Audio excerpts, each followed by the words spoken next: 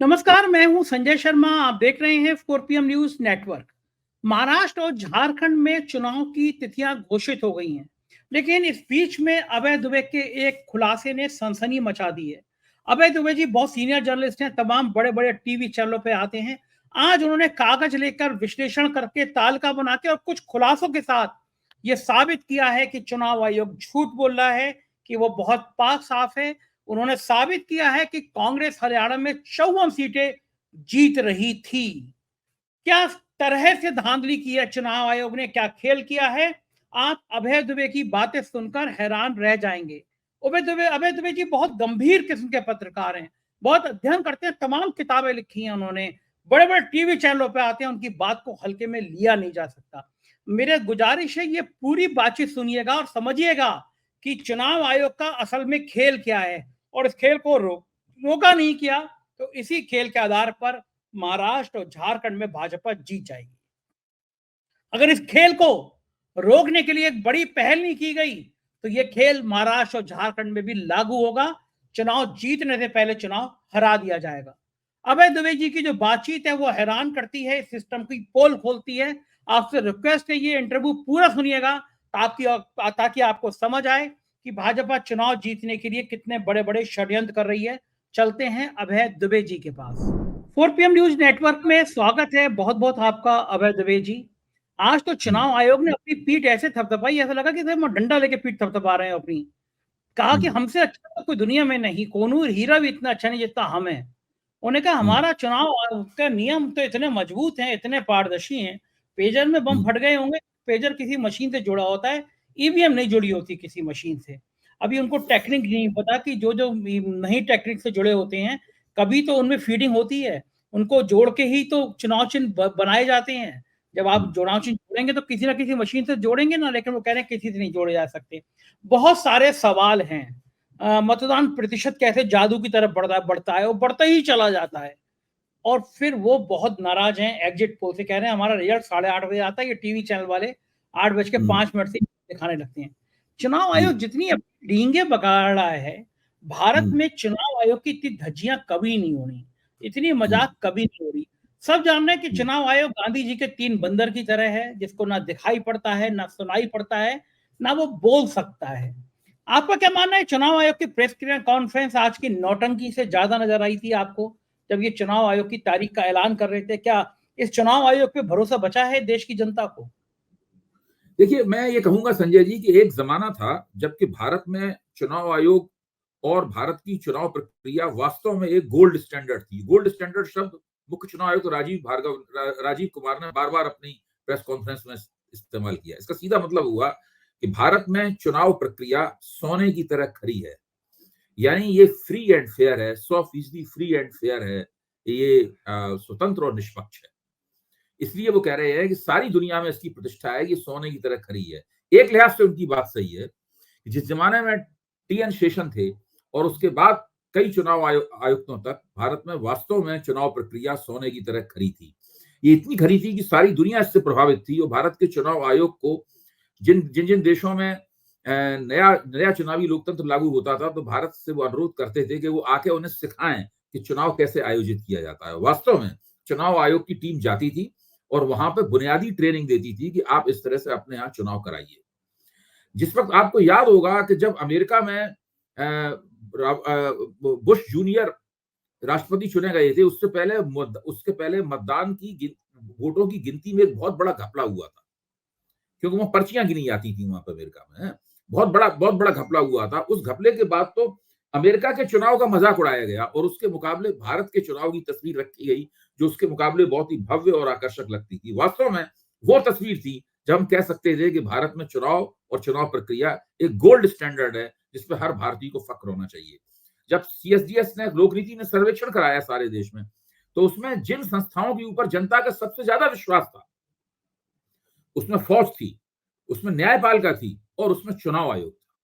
जनता को उसके ऊपर सबसे ज्यादा विश्वास था। लेकिन आज स्थिति क्या है? आज जब राजीव कुमारी कह रहे हैं कि हमारा चुनाव गोल्ड स्टैंडर्ड है, फ्री एंड फेयर इलेक्शन कराने का, तब उस वक्त उनके पास ऐसी कई अर्जियां पेंडिंग पड़ी हुई हैं जिनका जवाब देना उनके लिए बाकी है अभी। उन्होंने अभी तक उनका तसल्ली बख्श जवाब नहीं दिया है। ये अर्जियां भारत के प्रमुख विपक्षी दल कांग्रेस ने उनको दी हैं। ये अर्जियां एसोसिएशन फॉर डेमोक्रेटिक रिफॉर्म जैसे जो महत्वपूर्ण और प्रतिष्ठित संगठन है, जो भारत में फ्री एंड फेयर, स्वतंत्र और निष्पक्ष चुनाव कराने के लिए लगातार कोशिश करते रहते हैं, जो धन बल और बाहुबल का प्रयोग कम से कम हो और चुनावी प्रक्रिया बेहतर तरीके से चले, इसके लिए लगातार संघर्ष रहते हैं, उसके द्वारा दी गई अर्जियां हैं, ऐसे संगठनों द्वारा दी गई अर्जियां हैं। लेकिन चुनाव आयोग उनका कोई जवाब देने के लिए तैयार नहीं है। उसका जब मन होता है तब किसी चीज का जवाब देता है, अगर उसकी योजना में नहीं फिट होता है तो जवाब देने से इनकार कर देता है। मसलन मान लीजिए कांग्रेस के एक जनरल सेक्रेटरी ने या एक उपाध्यक्ष ने एक शिकायत दर्ज की।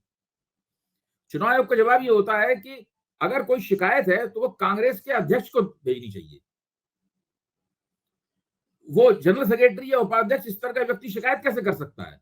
अब ये किस नियम में लिखा हुआ है कि किसी पार्टी का जनरल सेक्रेटरी या उपाध्यक्ष शिकायत नहीं कर सकता? अब तक पार्टी का अध्यक्ष नहीं शिकायत करेगा तब शिकायत को शिकायत नहीं माना जाएगा।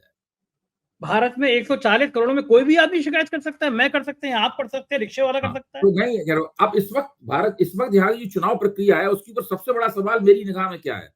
बहुत सारे सवाल कांग्रेस ने उठाए हैं, दूसरे संगठनों ने उठाए हैं, मैं भी एक सवाल उठा रहा हूं और मेरे ख्याल से मेरी इस आवाज में आवाज मिलाने वाले बहुत से लोग होंगे। मेरे पास एक पूरा विश्लेषण है और ये विश्लेषण बताता है कि 5 तारीख को हरियाणा में जब वोट पड़े तो 7 बजे चुनाव आयोग ने प्रत्येक जिले के निर्वाचन क्षेत्रों का मतदान प्रतिशत घोषित किया। मसलन भिवानी में चरखी में भिवानी में 4 निर्वाचन क्षेत्र हैं, चरखी में 2 निर्वाचन क्षेत्र हैं। 7 बजे शाम को बताया गया हमें कि भिवानी में 63.06% मतदान हुआ और चरखी में 58.10% मतदान हुआ। उसके बाद में इसके ठीक तकरीबन 4 घंटे बाद यानी पौने 5 घंटे बाद पौने 12 बजे इसी तारीख को चुनाव आयोग ने अचानक मतदान प्रतिशत बढ़ा हुआ घोषित कर दिया। बताया गया कि भिवानी में 63.06 के बजाय दरअसल वोट 65.63 पड़े हैं। तो मैं ये जानना चाहता हूं कि 63 से वोट 65.5 से ज्यादा कैसे हो गए?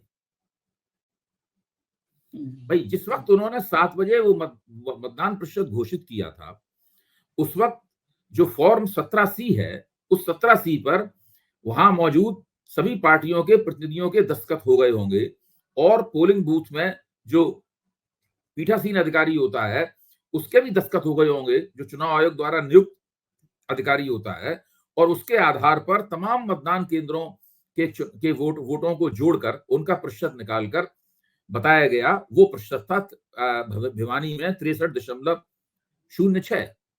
इस तरह के आंकड़े मेरे पास 22 जिलों के हैं, यानी पूरी 90 सीटों के मेरे पास आंकड़े हैं जिलावार।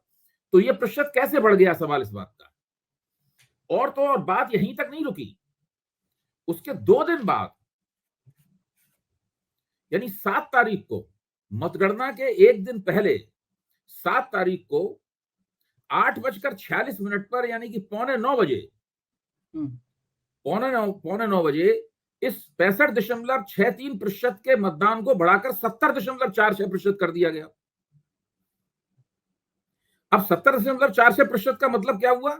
कुल मिलाकर उन 4 सीटों के ऊपर 42,514 ज्यादा वोट हो गए।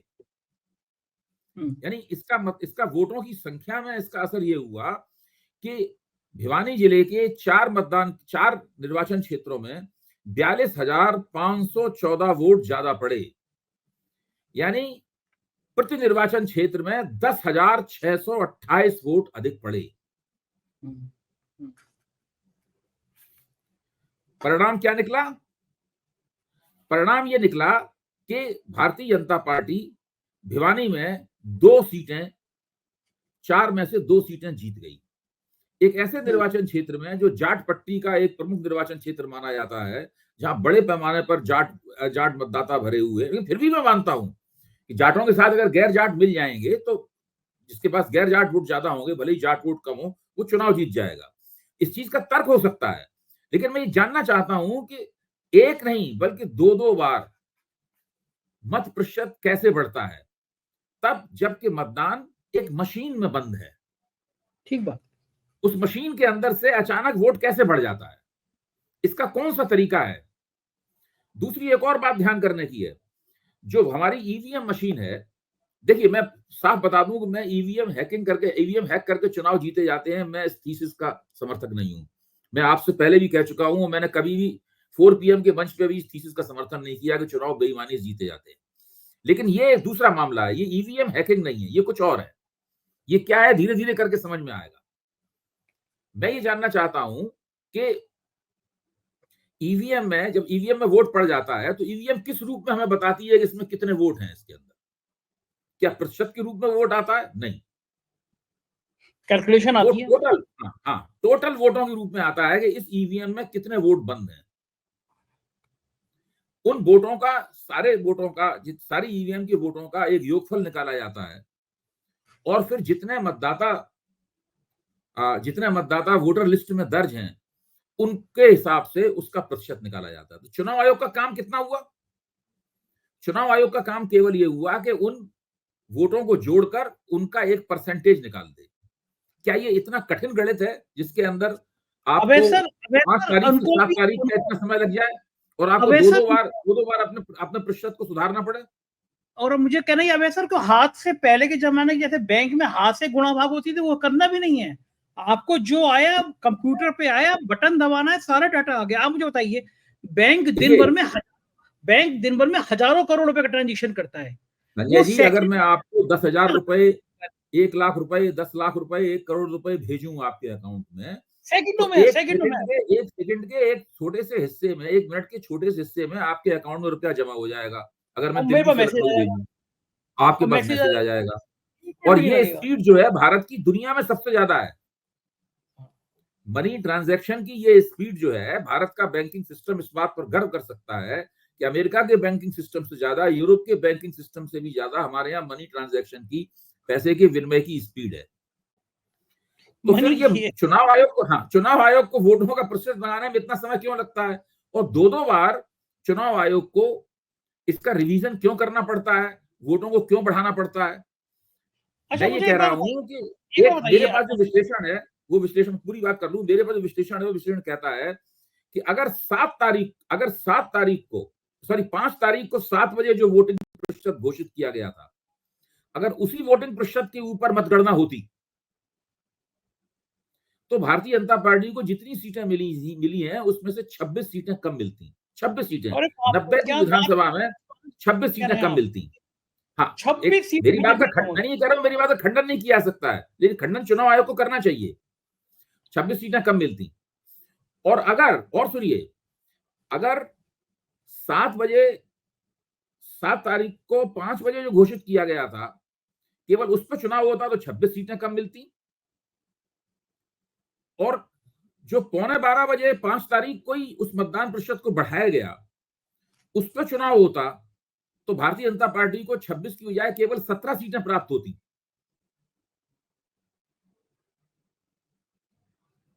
और उसके बाद 7 तारीख को जो जो मतदान प्रतिशत बढ़ाया गया, उसके आधार पर चुनाव हुआ तो पूरी 26 सीटें भारतीय जनता पार्टी को अतिरिक्त प्राप्त हो गई। अच्छा, अब मैं ये नहीं कह रहा हूं कि मेरा जो दावा है और मेरे पास जो एक तालिका है, इस तालिका के आधार पर मैं आपके सामने ये बात पेश कर रहा हूं। ये भी विश्लेषण किया गया है, आंकड़ागत विश्लेषण है। जब चुनाव आयोग और तमाम संस्थाओं को, खासतौर से एसोसिएशन फॉर डेमोक्रेटिक रिफॉर्म को, कांग्रेस पार्टी को, यहां तक कि भारतीय जनता पार्टी को भी, इन सब लोगों को चाहिए कि इस प्रकार की जो शिकायतें हैं, इन शिकायतों के ऊपर, अगर हमारी शिकायत मनगढ़ंत है तो साबित किया जाना चाहिए कि ये शिकायत मनगढ़ंत है। बिल्कुल सही बात। मेरा तर्क ये है। मुझे तो कम से अच्छा कम ये शिकायत मनगढ़ंत नहीं लग रही है, मुझे तो शिकायत मनगढ़ंत नहीं लग रही है। और बात जो की भी है इसको देखेगा उसको शिकायत। और दूसरी बात, इस बात का जरूर जवाब दिया जाना चाहिए कि मतदान मशीन में एक बार जो वोट बंद हो गए, उनकी संख्या बढ़ कैसे सकती है? बिल्कुल ठीक बात। अच्छा मुझे बताइए कि 2019 तक ये क्यों नहीं होता था? तब भी तो नहीं होता ईवीएम था। थी। ये 2019 पांचवें से शुरू हुआ। शुरू में किसी की समझ में नहीं आया कि भाई ये हो क्या रहा है। बढ़ भाई कैसे रहा है ये? हाँ, बात समझते समझते देर लगती है, देरी भी समझ में नहीं आया था। तो शिकायतें वगैरह होती थी, मैं उनको सोचता था ये सब फालतू बातें हैं, चुनाव का फैसला तो राजनीतिक शक्तियों के आपसी संतुलन, गठजोड़ और किस पार्टी के पास नैरेटिव है, किस पार्टी के पास संगठन है, इससे होता है। इसके आधार, किस पार्टी के पास अच्छा नेतृत्व है, उसके आधार पे होता है। विपक्ष के खिलाफ निराशा है, सत्तारूढ़ पक्ष के प्रति उत्साह है, सत्तारूढ़ पक्ष के खिलाफ एंटी इनकम्बेंसी है, विपक्ष में उत्साह है, इसके आधार पे होता है। तो अच्छा, दूसरे इस बात में एक तर्क और दिया जाता है कि जहां भारतीय जनता पार्टी चुनाव हारती है, अगर भाजपा बेईमानी कर रही है तो ऐसा वहां पर ऐसा जो है वो क्यों नहीं होता, वहां पर वो ऐसा क्यों नहीं करती। इन चीजों का भी जवाब खोया जाना जरूरी है। अच्छा, इसमें यह भी ध्यान देने की बात है कि जिन निर्वाचन क्षेत्रों के अंदर मत प्रतिशत बढ़ता है और 2%, 3% या 5% मत प्रतिशत बढ़ता है, उसका फायदा केवल भारतीय जनता पार्टी को ही क्यों होता है? सही बात है, बिल्कुल सही बात है। भाई किसी दूसरी पार्टी को भी तो कोई फायदा होना चाहिए ना उसका। हाँ, हाँ, हाँ। तो हरियाणा का चुनाव खास तौर से इन तमाम सवालों को बड़ी प्रखरता से हम लोगों के सामने रखता है। इन सवालों को रेखांकित करके सार्वजनिक जीवन में पेश किया जाना चाहिए और चुनाव आयोग के सामने चुनौती के रूप में रखा जाना चाहिए कि भाई आप इसका जवाब दीजिए। और ये देखिए, गेंद जो है ना, पाले के दोनों तरफ है। चुनाव आयोग के पाले में भी गेंद है और विपक्ष के पाले में भी गेंद है। विपक्ष से हम अपेक्षा करते हैं कि वो इस मसले को अंत तक ले जाए। ये नहीं कि मान लो कहीं चुनाव जीत गया उसके बाद इस मसले को भूल जाए। विपक्ष का चुनाव जीतना हो या भाजपा का चुनाव जीतना हो, दोनों ही चुनाव की जीतें या दोनों ही चुनाव की हारें उस वक्त तक संदिग्ध रहेंगी जब तक इन तमाम सवालों का जवाब नहीं दिया जा पाएगा। जैसे मैंने भविष्यवाणी की थी कि भाई कांग्रेस चुनाव जीत रही है। ये आज मैं इस विश्लेषण के आधार पर पूरे विश्वास के साथ कह सकता हूं कि 5 तारीख को 7 बजे तक चुनाव आयोग ने जितना मतदान प्रतिशत घोषित किया था उसमें कांग्रेस निश्चित रूप से चुनाव जीत रही थी। उसमें कांग्रेस को अभी 37 सीटें मिली हैं, तब कांग्रेस को 37, 10, 47 और 7, 54 सीटें प्राप्त होती, 54 सीटें प्राप्त होती। वही लोगों का मानना था, वही लोगों का आकलन था कि कांग्रेस अगर 7 बजे जैसे ही 2 घंटे 5 घंटे बाद 11:15 बजे इस मतदान प्रतिशत को संशोधित करके बढ़ाया गया, वैसे ही कांग्रेस की 17 सीटें कम हो गई। अब तो सुप्रीम कोर्ट में 7 तारीख को जैसे ही प्रतिशत फिर बढ़ाया गया, कांग्रेस की 26 सीटें कम हो गई। मैं कहता हूं अगर 7 तारीख को भी प्रतिशत न बढ़ाया जाता, अगर 7 तारीख को भी प्रतिशत न बढ़ाया जाता, तब भी कांग्रेस को 37 और 9, 7, 16, 46 सीटें मिल जाती, कांग्रेस को बहुमत प्राप्त हो जाता। तो फिर हम एडवांस में कह सकते हैं कि अगर महाराष्ट्र में और झारखंड में भी ऐसी 2 दिन तक बढ़ता रहा प्रतिशत, 48 घंटे तक बढ़ता रहा, तो दोनों जगह बीजेपी सरकार बन जाएगी। वो निश्चित रूप से बढ़ेगा अगर विपक्ष ने इस सवाल के ऊपर अभी संघर्ष नहीं किया तो। इनको तो मेरे ख्याल से सुप्रीम कोर्ट में रिट करनी चाहिए कि चुनाव आयोग को ये बाध्य करे कि 6 बजे तक मतदान प्रतिशत होता है, आपको बटन दबाना है, 7 बजे तक फाइनल कितना वोट पड़ा, कितने प्रतिशत पड़ा, ये 7 बजे तक क्लियर होना चाहिए, 8 बजे तक क्लियर होना चाहिए। इसके बाद का मत प्रतिशत नहीं बढ़ना चाहिए, क्योंकि अगर 24 घंटे का टाइम मिल गया और मत प्रतिशत बढ़ गया तो मतलब चुनाव प्रक्रिया मैनुअल नहीं है। चुनाव प्रक्रिया कागज की पर्ची पे मोहर लगाने से नहीं हो रही है। हाँ, नहीं हो रही है। उसके अंदर बहुत घपले थे, मैंने खुद भी देखा कितनी बेईमानियां होती थी, बूथ कैप्चरिंग होती थी, लोग मतपेटी उठा के भाग जाते थे, पता नहीं क्या क्या होता था पूरे वेस्टर्न यूपी में। और हम लोगों के इलाके जहां का मैं रहने वाला हूँ, सेंट्रल यूपी में, वहां भी सब बहुत गड़बड़ियां होती थी। वो मैंने खुद देखा, पत्रकार के तौर पर दौरा करता था उस दिन, तो लगता था ये सब क्या क्या हंगामा हो रहा है। वो फ्री एंड फेयर चुनाव के नाम पे मजाक हुआ कर, दलितों को तो वोट डालने ही नहीं दिया जाता था। उस लिहाज से भारत में चुनाव प्रक्रिया में काफी सुधार आया है, इसमें कोई शक की बात नहीं। मैं कहना यह चाहता हूं कि ये जो नई समस्या आई है 2019 के बाद से, इस नई समस्या का अगर निदान नहीं होगा तो भारत में चुनाव प्रक्रिया और चुनाव आयोग कभी भी ये दावा नहीं कर पाएगा कि ये गोल्ड स्टैंडर्ड है। ये गोल्ड, इसी सवाल का मेरे ख्याल से मेरा निवेदन है कि आप शीर्षक लगाइए, भारत का चुनाव आयोग चुनाव प्रक्रिया गोल्ड स्टैंडर्ड नहीं है, इस सोने की तरह खड़ी नहीं है। बिल्कुल सही बात है। हाँ, बात कर लेते हैं महाराष्ट्र के चुनाव से पहले अयोध्या की मिल्कीपुर विधानसभा।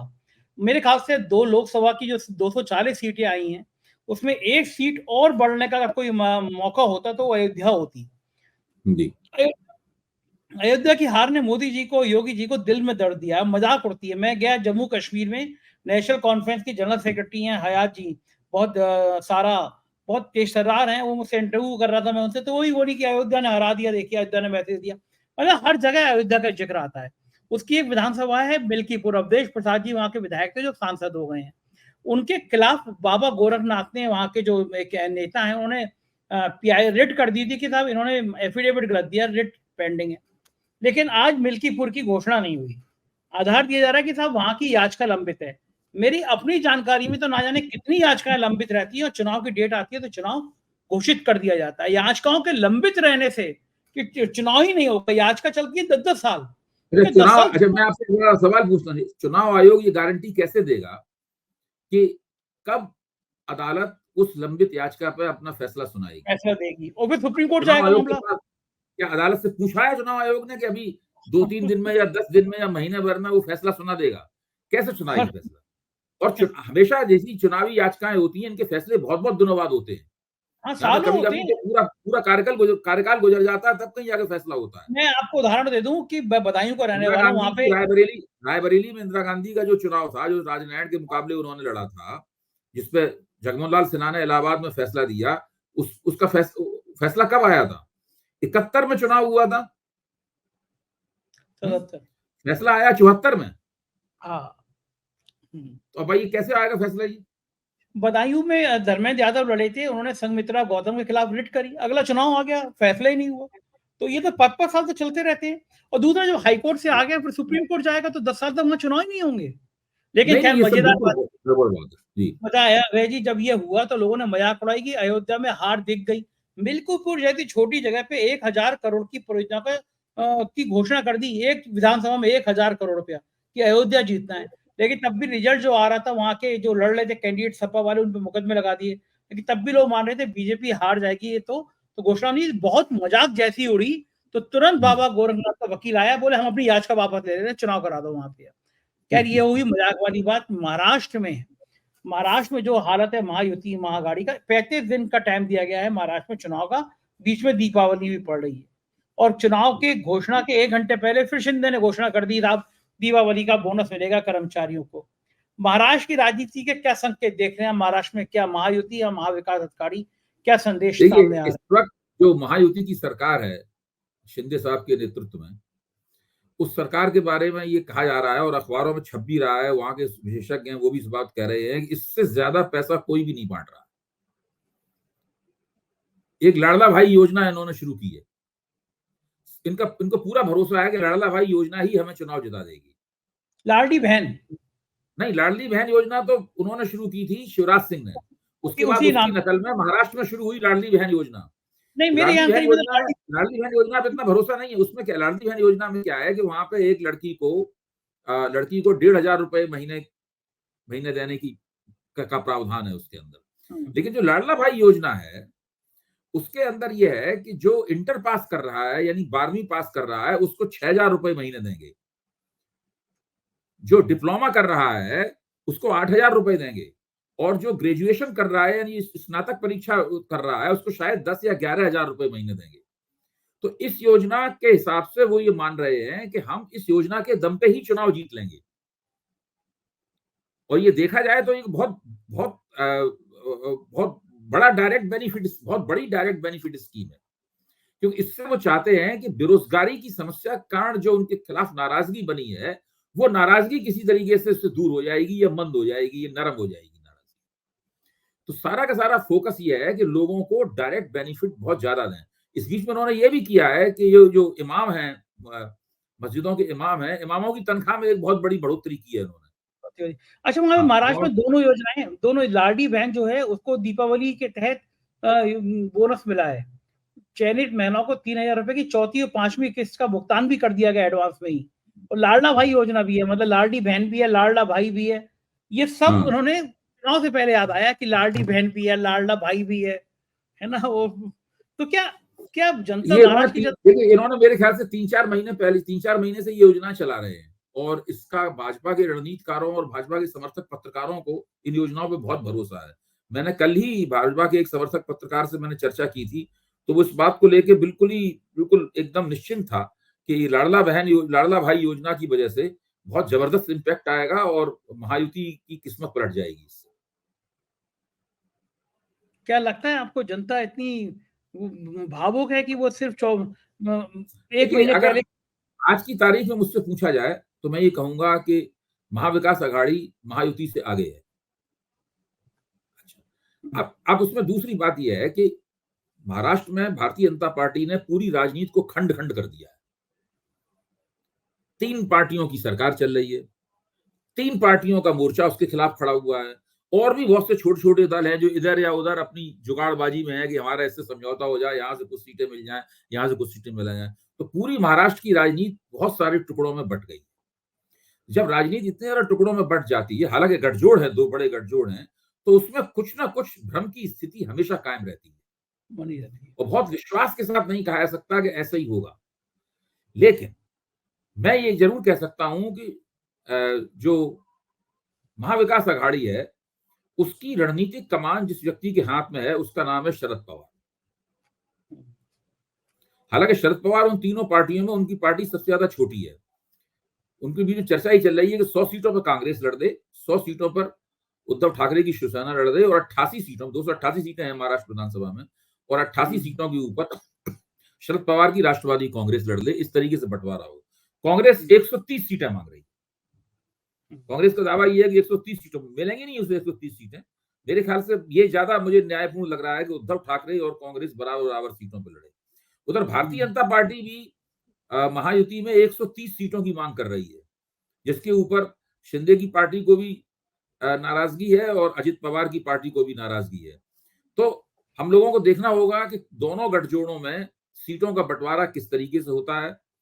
लेकिन उतने से ही संतोष नहीं, उतने से ही आप पूरे निर्णय पर नहीं पहुंच सकते। उसके बाद टिकटों का बंटवारा बहुत महत्वपूर्ण है। देखिए, हरियाणा में टिकटों के बंटवारे के बाद से चुनाव बदलना शुरू हुआ था। कांग्रेस के भीतर भी और कांग्रेस के बाहर भी चुनाव बदलना शुरू हुआ था। इसी तरह हम लोगों को महाराष्ट्र में भी देखना पड़ेगा। अब महाराष्ट्र में चुनाव की सारी बागडोर कांग्रेस की हाथ में नहीं होगी, क्योंकि वहां तो 2 पार्टी सिस्टम है नहीं। वहां तो देखा जाए तो 6 पार्टी सिस्टम चल रहा है। मतलब वहां पर बहुत ही बहुदलीय नजारा है वहां पर। तो वहां पर देखना पड़ेगा कि कम से कम टिकटों के बंटवारे तक, सीटों का बंटवारा और टिकटों के बंटवारे तक हम लोगों को दम साध के परिस्थिति पर निगाह रखनी पड़ेगी। तब हम लोग कुछ समझ पाएंगे कि ग्राफ किसका नीचे जाएगा, किसका ऊपर जाएगा। बहुत बहुत शुक्रिया अभय जी, आपने समय दिया। आभार, थैंक यू। ये थे अभय दुबे जी, और आपको समझ में आया होगा क्या खेल है और क्या रणनीति है। आप भी सहमत होंगे कि भाजपा डरी हुई है और डर के कारण ये खेल खेल रही है। कैसी लगी बातचीत बताइएगा जरूर। शुक्रिया, थैंक यू इस बातचीत को सुनने के लिए।